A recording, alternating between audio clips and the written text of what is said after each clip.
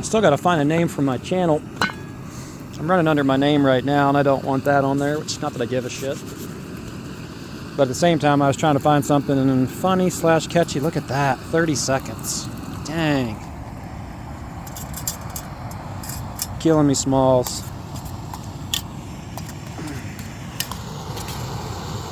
Not bad shad there. Oh, look at this. I am not even kidding. That is like 60 seconds. 1, 2, 3, 4, 5, 6. Yeah.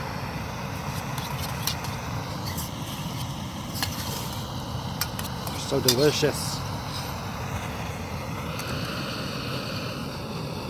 Hey, idiot. Why don't you just hold it up to the flame a little bit? That's an idea. We could try that. So anyways, I was wondering about one. It was Bushwhackers, and I think that's a guy in England. He's a prepper type guy too. He was talking about getting ready with firewood and the coming shortages of fuel and resources in Europe right now, the war and stuff like that. I'm not even going to talk about that stuff. But I was thinking bush slacker. Oh, because I'm such a slacker.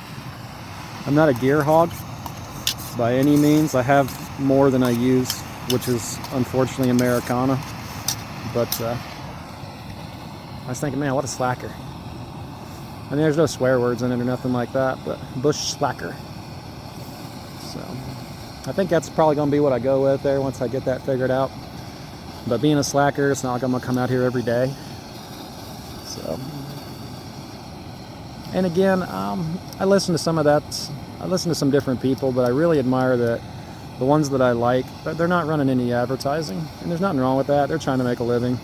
I get that. Supplemental income, you know, whatever. But I'm not like a politician. I'm not here for the money. But not really here for anything. I'm not burning these SpaghettiOs. If you're thinking about getting one of these, watch that little button on the top. It tends to pop off when it gets too hot. You can throw that away. It doesn't do anything. It's not a support. It's not a drip catcher. But for the little bit of usage that I've gotten out of this, I'm very impressed with it. I will say that. I mean, I'm holding that thing off of there about maybe 4 or 5 inches.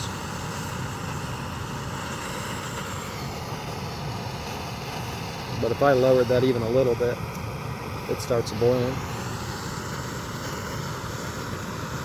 I don't remember that Olicant is the same as that tank right there is what the stove is also. They sell those at the local gun store. But definitely. I get it. I'm not an ultralight backpacker.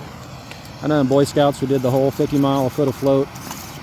We were out in I think Vegas, Mount McPherson, Mount McKinley, Mount Charleston. That was a great time. This wasn't around back in the 90s, and if it was, it wasn't in my price range for a 17-year-old. But I'm used to having a campfire. But I can definitely see the proponents of this. If I were kayaking, or you wouldn't be able to use it underneath like a tarp.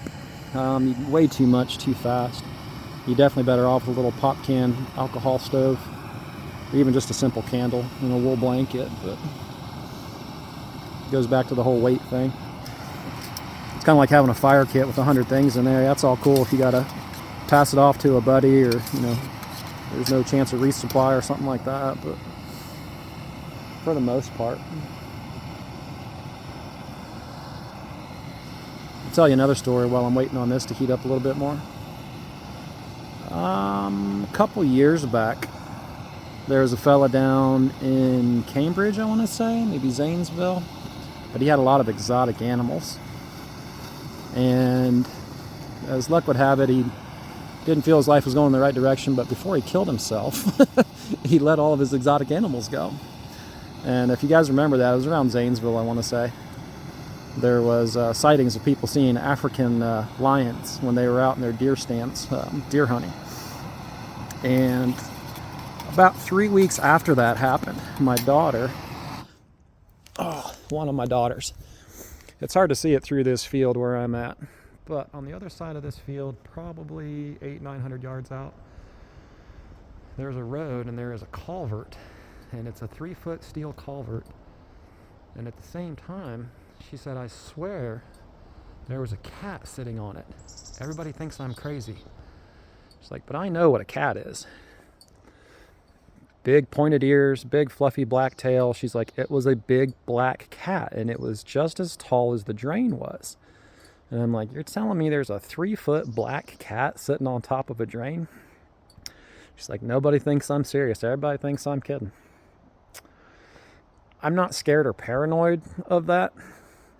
But in this woods, besides telling people where you're at, you're more likely to slip on a wet log.